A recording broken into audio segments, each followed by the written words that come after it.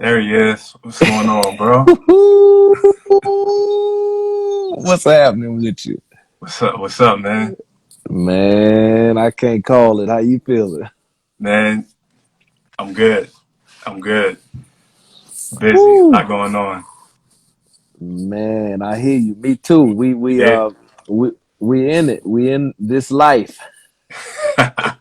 what you been up to, man? What you got going on?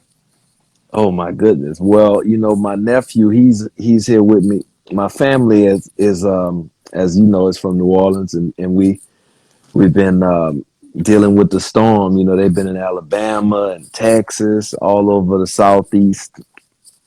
And my nephew came up and joined me up here in New York. Okay, okay. So he's 12, and we're Yeah, gonna play some basketball tomorrow.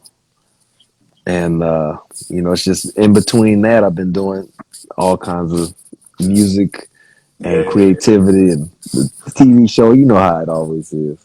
yeah. Fam is good though with the storm and everything. You know, it was really something that happens with these tragedies. We didn't lose any property, no one passed away. So when you get past those two steps, Yeah, yeah, then it's more looking at the silver lining of them being able to be together and spend time hmm with no distractions. Which yeah, so I try to look at that part. Just the fact that everybody was in the hotel together, and even when I was FaceTime, it was cool to see everybody just together. yeah. No, that's good, man. Well, I appreciate you hopping on, man, and My brother, talking man, a little come bit. on, man.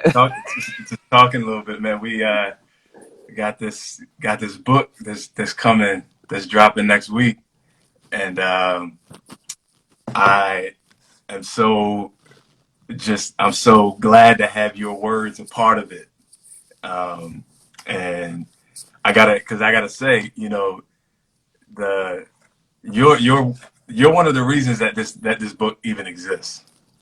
You're one of the reasons it exists, just in the sense that um, man, ever since I've known you, one of the things that is true about you is that you have a way of pulling pulling the creativity and the artistry out of people. You Mm. just do it, and I I I love that about you. I remember one of the first times we were hanging out, and I'll never forget it. One of the things you said to me, you asked me the question. You said, if you were gonna play an instrument, what you remember this? What instrument would you play? And I was like, oh, tenor sax. Yeah, I know. And I you were like, remember. yeah. I knew that about you because you got train vibes.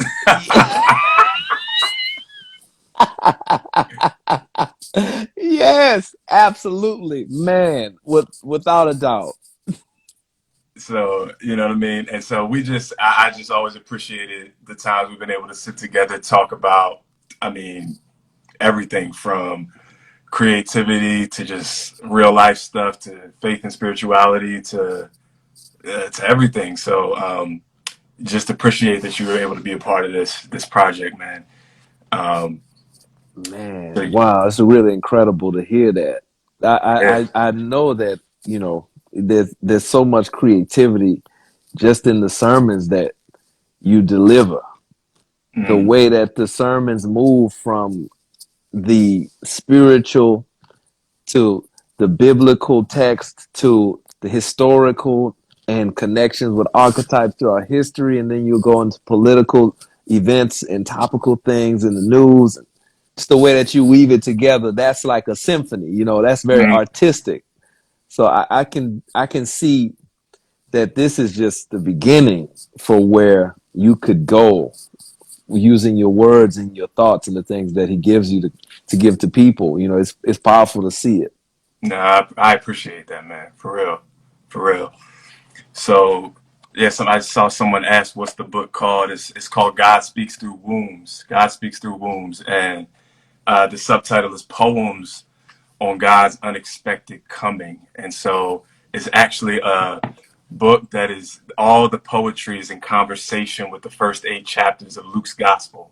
And so we'll get into that in a little bit, just to talk through that a little bit. But John wrote the foreword for this, and yeah, I appreciate it. One of the things you say at the beginning of the forward, and I would love to hear you, like, we could talk about this a little bit.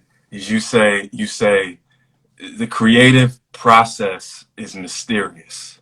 Mm, It calls us to create meaning and value on a blank canvas, to translate the invisible, all-knowing language of God into poetic universal prose. mm. So I love that, and just in terms of what you're saying about creativity, tell me, like, what's going on for you when you write that?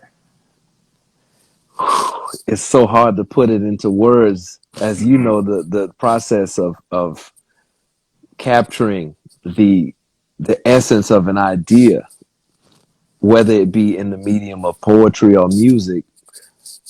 It's hard to get it 100% manifest the way that it was when you first felt the spirit of it.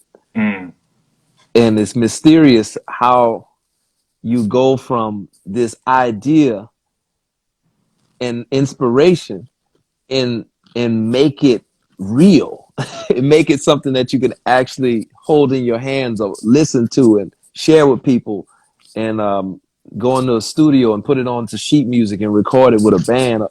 It's remarkable to me mm, every time.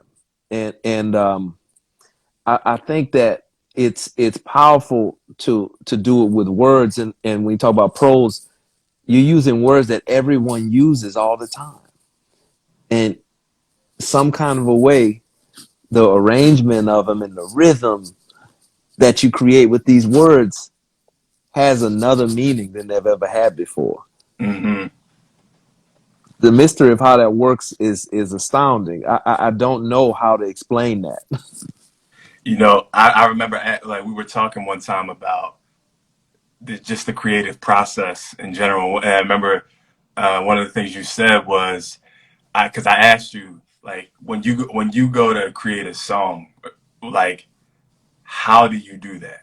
What happens? And I remember you said to me, like, you're like, I feel like there's just this other plane that music just lives at. It's just there, and there's just sort of this accessing of that music, that space, and just grabbing it, and that you sort of just live in that space. And anyone, if you ever hang out with John, you'll notice you notice about John that you'll be in conversation with John, and he'll just sort of break out into a tune that he hears because it's just there. You hearing it, you hear, and I love that. So you sort of just live present to the music, to the vibes in that way.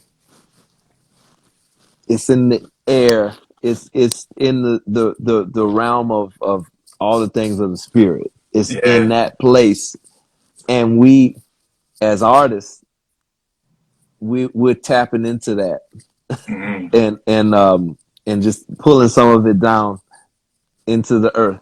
Yeah, yeah, yeah, yeah. I I mean that's been my experience of poetry. That Mm, there is, it's that muse. I saw someone say it right. That muse, right? It's I often will, for me when I'm writing, it's I catch a first line. mm-hmm, It mm-hmm. comes, it'll just come through, and I feel like I gotta grab it in that Right. moment. Whether I gotta write it down, get it in my phone notes or something, and then maybe I'll come back to it. Maybe I'll sit with it in that moment, and it'll just flow. Right.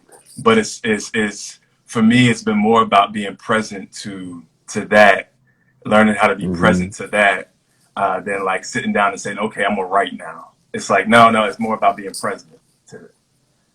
And how did you discover that? Did you try another way? Like, did you try a more regimented approach first, and then it was not? Well, yeah, you know what it was for me though, because writing poetry for me has been more of a spiritual practice than it has been about getting a project done. And so Mm, I think because for me it started that way, and it was in this book in particular, I it was something that I wrote during quarantine, and I needed space to be able to just process and to sort of yeah. make sense of things. And we're here in New York, and it's like during that time, I mean, it was so heavy here in the city. So I'm sitting in my apartment, and all I hear outside of my window is just sirens and sirens and sirens, right?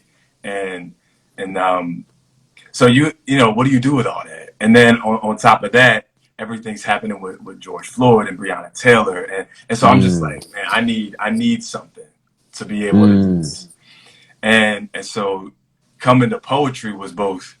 I started like reading a ton of poetry during that time. I would engage it before, but like reading it a lot during that time, and then just writing as a way for me to process with God, be present to my own mm, emotions, be present to the things around me, and um, and so I think what I discovered in that was just like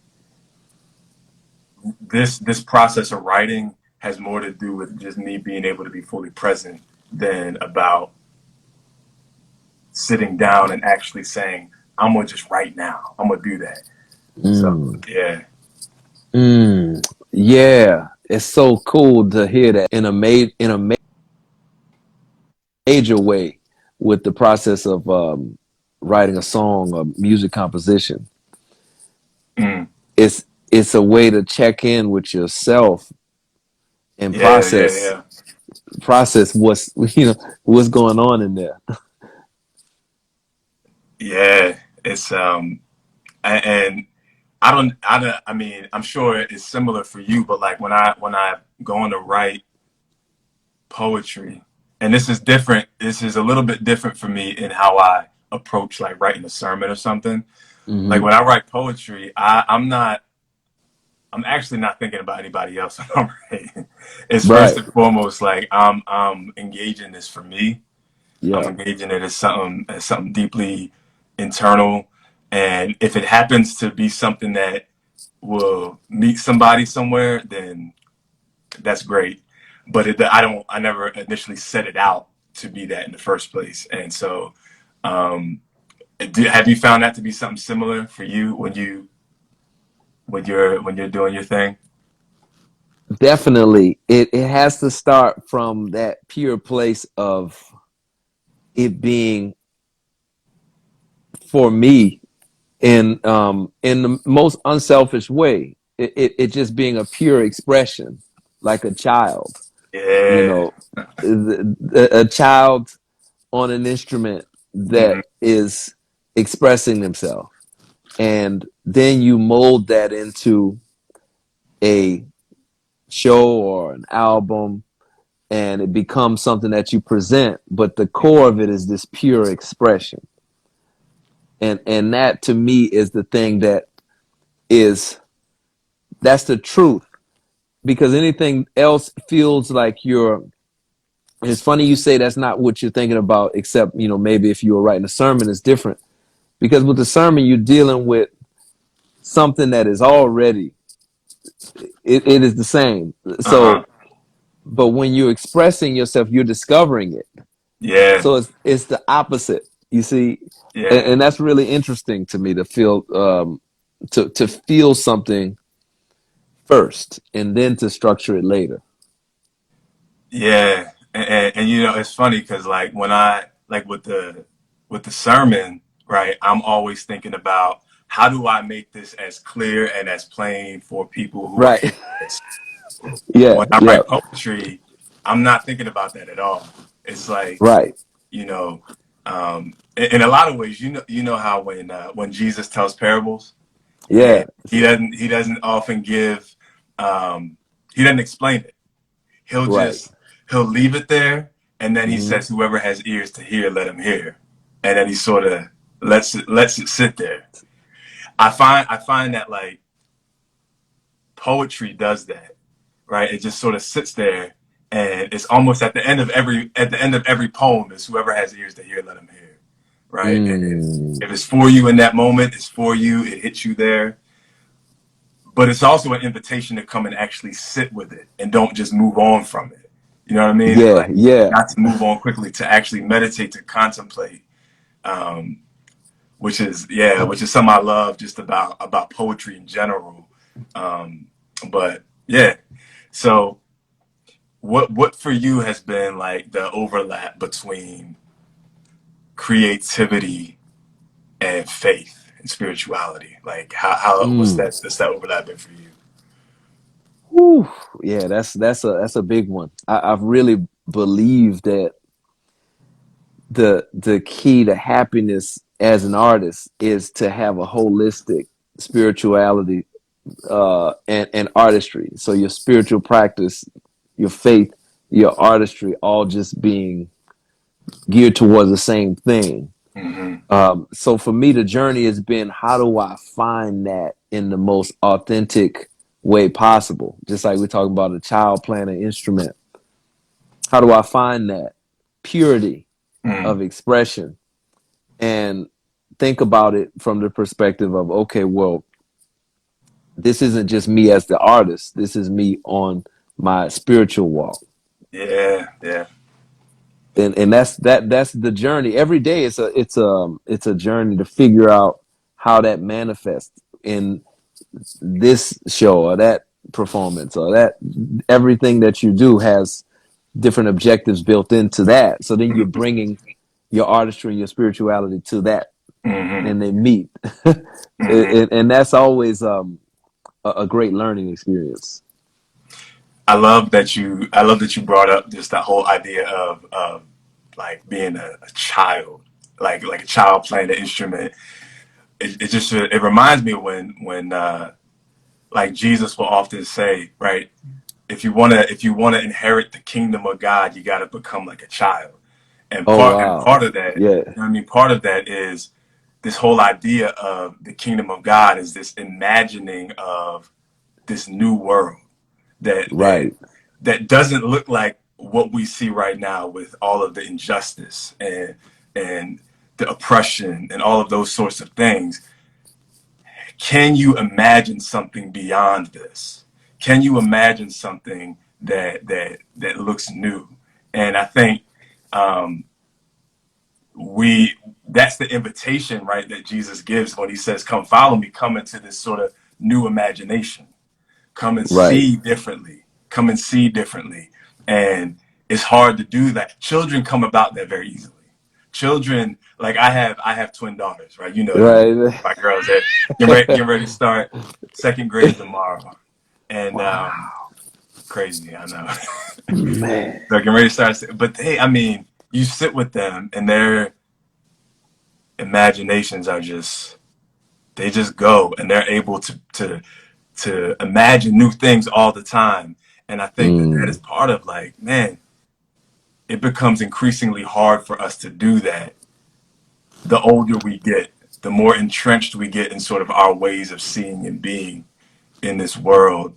And so I think that's part of the invitation. And I think that's this even the overlap of creativity and in faith is that like creativity sort of requires it calls us to this new imagination of sorts all the time.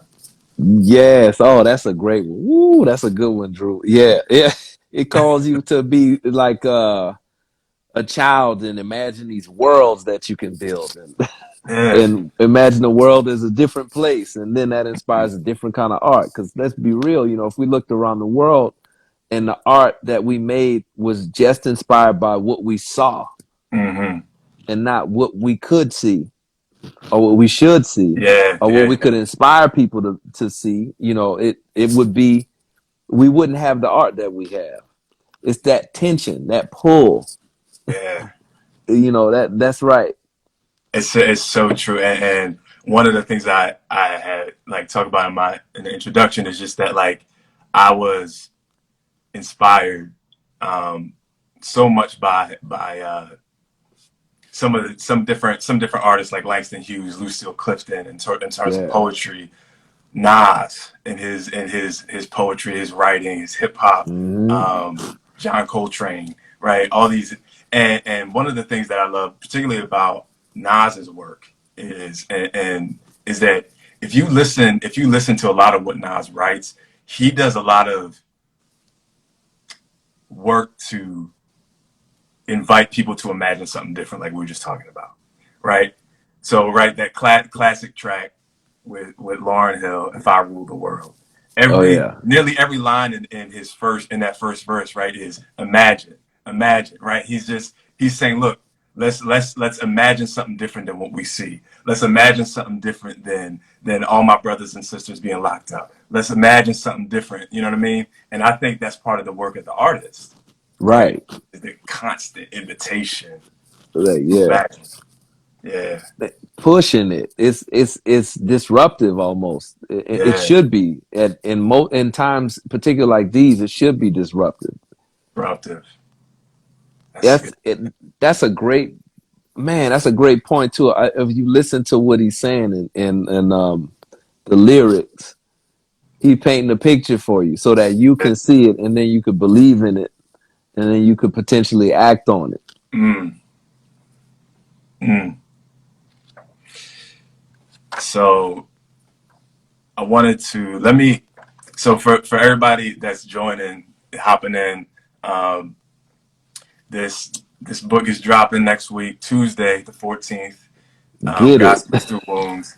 It is a collection of poetry that journeys through, is in conversation with the first 8 chapters of the Gospel of Luke, right? And um, John wrote the foreword for this book, and it is to just to kind of give you a little bit of a snapshot of what I was trying to do with it, um, right?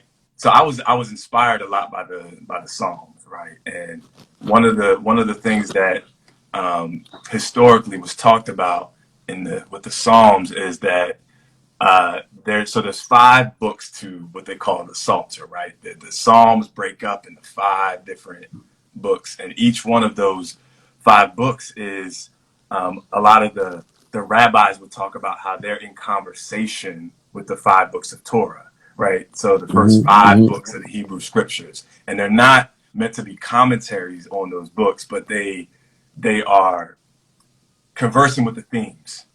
And so I was sitting with book 2 of the Psalms, which is Psalm 42 to Psalm 72. And I started to, a lot of times when we read the Psalms, we sort of read them for like personal reflection and meditation. But I started to read them with the backdrop of the themes of the book of Exodus, right? Mm. The themes of liberation, God freeing those who were enslaved and oppressed. And like, you sort of hear that in the background of those psalms, and it you hear it differently. Hmm. Some different stuff starts to kind of come to the surface, and so for example, like the first psalm in that book, Psalm 42, is as the deer pants for flowing streams, so my soul thirsts for you. My soul thirsts for God, the living God, right? And you sort of hear this like person who's in this desert place that is crying out for God to show up and do something. Meet me in this place. But then when you hear that against the backdrop of Exodus, it's like, oh, this is more than just about me and my own personal journey. This is about a people who are underneath the hand of oppression, who are longing for God to show up and act, for God to show up and do something and bring freedom, bring liberation.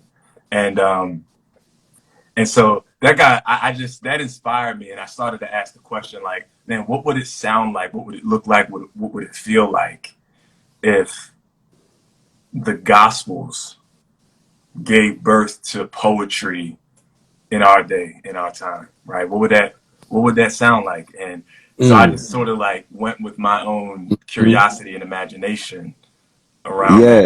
Yeah. and was just like, I'm gonna one, and I specifically wanted to sit with the Gospel of Luke because Luke already, part of what Luke is trying to do already is bring to like highlight the voices of those who are marginalized and oppressed in the story, right? And Mm-hmm. so Luke is often called the Gospel of Women, right? Mm-hmm. And because in Luke's gospel, right, he goes out of his way to highlight the stories. There are, I think, 13 women in that narrative who aren't actually mentioned in any of the other gospels, right? Or Mm-hmm. whose stories aren't told in any of the Right. other gospels. And but Luke, even in those first two chapters, goes out of his way to tell the story of Elizabeth, to tell Mary's story in a way that's not told in the others. And because what Luke is trying to do is to say this good news, right? This narrative of the good news, the story of God, has to it was has to be heard from those who have been marginalized and oppressed, and this story has to be good news for them if it's going to be good news for everybody else, right? And so you see this theme that's just tracking through it. So I wanted to sort of sit with that and see where that went, Mm-hmm. see how that developed, and see how that would meet us sort of in our time and in our space, and to bring my full self and my own experiences as a Black man navigating the landscape of American life and all of that. Bring that to this and say Right. what comes out. So that's sort of where this came from. And so we got the first 8 chapters here, and working on manuscript 2 for the rest of Luke. So that's in the works. Whew, man, this is gonna be incredible. I think you got a few volumes in there. Now that I'm hearing just the whole synopsis of how you approached it, Uh-huh. there's a lot. Mm-hmm. There's a lot there. It's very rich and Mm-hmm. it really fits where we're at now. Yeah, that's what I was hoping for, man. And so I'm gonna give you a quick. I'll give you a poem. We'll read one real quick. Yeah, yeah. And this one is called "The Waters of My Weeping," Mm, and it is. I wrote it in reflection on this short verse in Luke chapter 3 where um, Jesus receives the news that his yeah. cousin John has been arrested by the authorities, right? And I wanted to get inside of that moment and not just kind of move past it as like, okay, this is just moving the narrative along. Right, What's right. happening here, and how does this meet us right now? So this one's called "The Waters of My Weeping."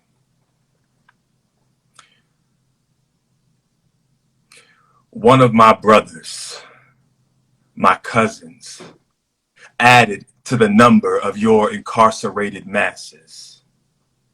1 in 3 of us. Unarmed? Yes. A threat? Yes. To your abuse of power and the way you sit so comfortably in your palace while we struggle to eat out in these streets. But in this hour, I weep again. For this innocent man baptized into your carceral system, immersed into this jail with no bail. I am forced to witness this unholy sacrament, this state-sponsored religious act. And for what? Something about his person disturbed you. Mm, Maybe by passing him through these waters, you will convert him to the faith of unsacred silence, one way or another. I'm sorry that it frightens you when we fight for our humanity. But tonight, I cry. These tears have become my food. I dip myself in the pool of the waters of my weeping for my mm. brother, for my cousin, for all of us, until they stop locking us up.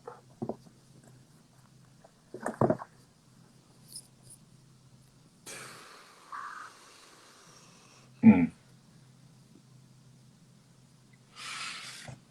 So, I dip myself into the pool of the waters of my weak. mm, Just the expression of that, man, that's unbelievable. Wow, that's unbelievable. Just the weight of those words and the way you put it is very, mm, very deep, and it really brings back that time. I could see. I remember we were at the protest after George Floyd. hmm It brought me to that time for some reason. It feels like you were writing it around that time. I was. I wrote it right around that time. Okay, I I, have to. Yeah, all yeah, right. because I did, like I said, I needed to process all this, and I, because here's the thing, right? We can read,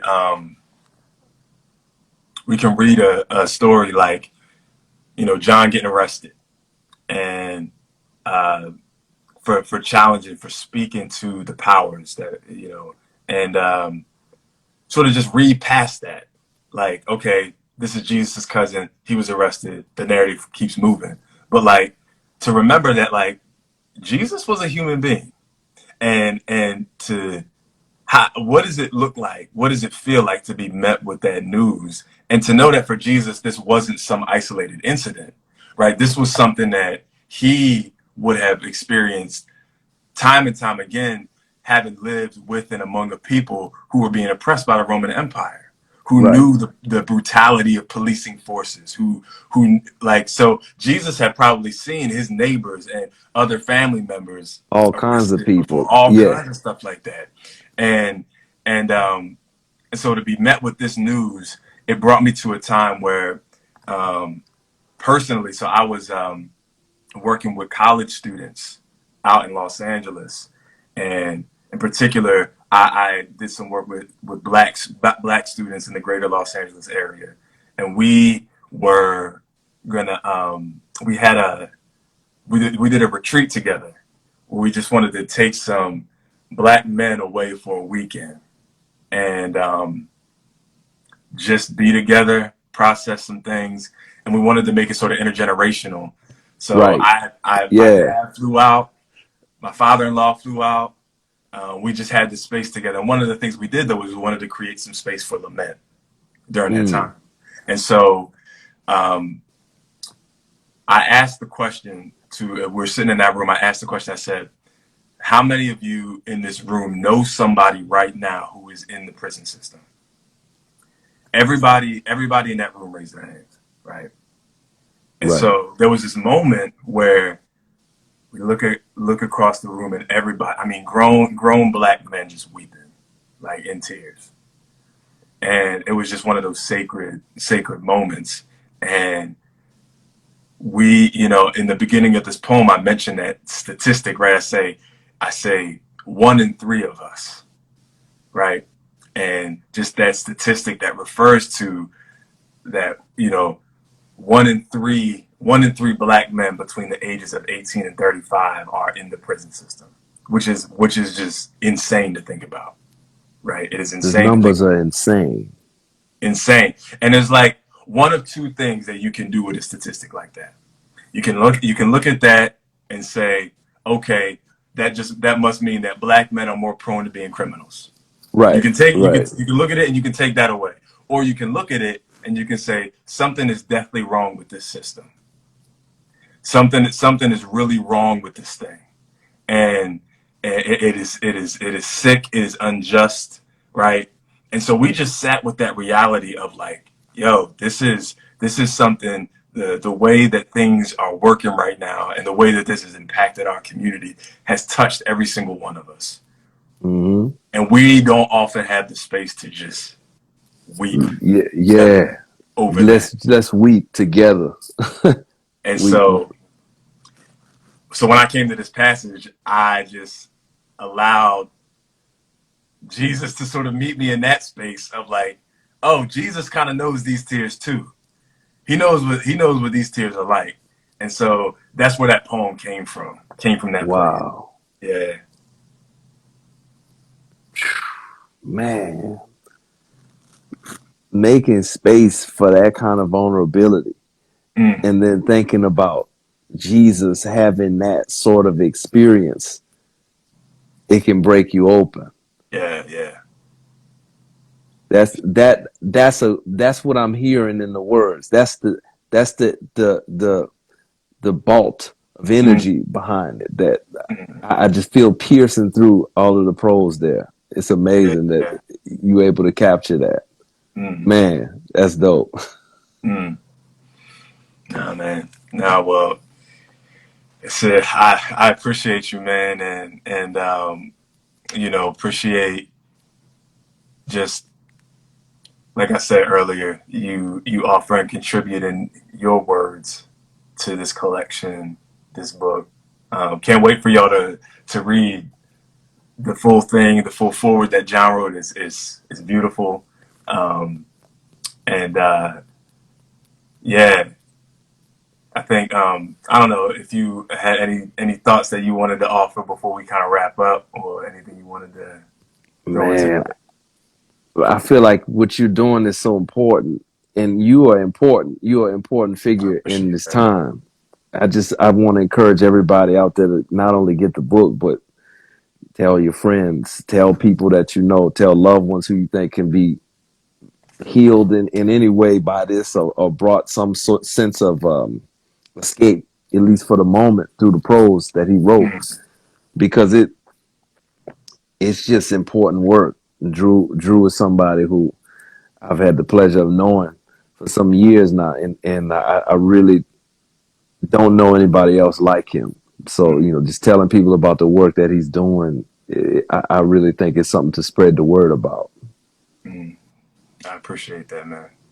Thank you, thank you. And so yeah, I mean, if you want to kind of read through the rest of this, it'll be available.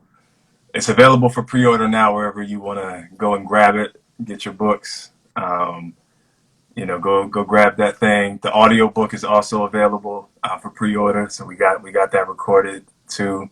So you can get that, but it'll be fully available Tuesday the 14th. And so yeah, appreciate every one of you who hopped on just listening through this and just kind of hanging with us for 40 minutes. So Yes, yes, the audio book too. yeah, the audio book. It was fun to record. It's fun to I do it. saw that. I feel like the way that you deliver the poetry Mm, will be powerful to listen to and read along. And I yeah, yeah, think that that's a very important aspect of it. yeah. Nah, I appreciate that. So let me yeah, I'll say this, that like it is, I think with poetry in general, it's a that you get one experience when you sit and you read it and you sit with it, and that's a whole different thing. But when you hear it and when and so I don't know. To me, it's the even recording it. It was like two completely different experiences than sitting and writing it. So I don't know if audiobooks are your thing. Go ahead and do that. Even if it's not your thing, but you want to hear them, like go ahead. Yeah, it's available. So what I'll do is I'll close us with one last poem. I'll close this Yeah. with one last poem. This is um, why don't I do the title poem?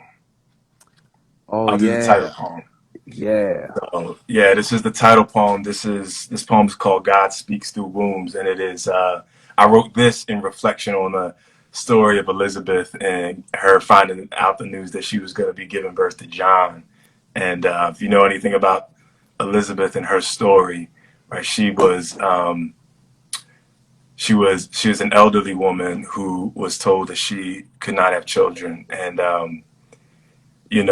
in that society, she was very much marginalized because in that sort of patriarchal society, it was like you, one as a woman, are only useful if you can bear children, right? So it's this sort of Right. idea of like, and so I love that in this narrative, what God does is God says, no, you know what? The one that you have said has no sort of use in your society is the one through whom I'm going to do this work in the world. I'm going to do this.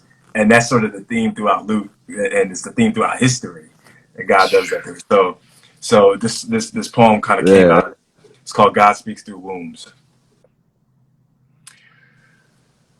In the days of empires and puppet regimes, God speaks. Through wombs wrested and discarded because they were unviable. This is what they do.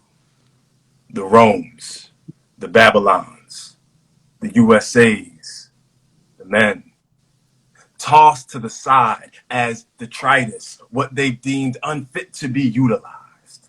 But God speaks through wombs, birthing prophetic utterances.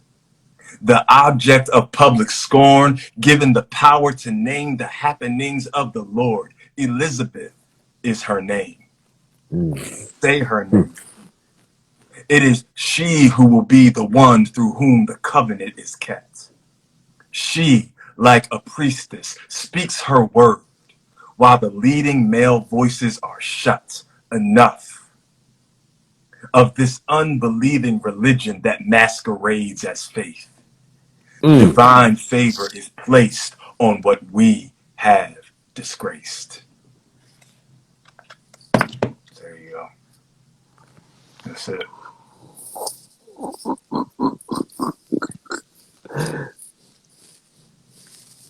God speaks through wombs. Pre-order now. Pre-order now. Get this in Yes. your life. this is this is important. Get it in volume 2 coming. Like Yeah, this yeah. is spread the word. I mean, y'all, you can't. You don't have to say anything. You just got to read it and listen to it, and it speaks for itself. I'm so proud to be a small part of this, and I'm glad that this is going to be in the world. I know that this is going to have a a very profound reverberation in people's lives. So, I applaud you, Drew. Thank you, thank Appreciate that. you. Thank you. Thank you. Cool. All right. We'll close it out. Thanks, everybody. Appreciate you.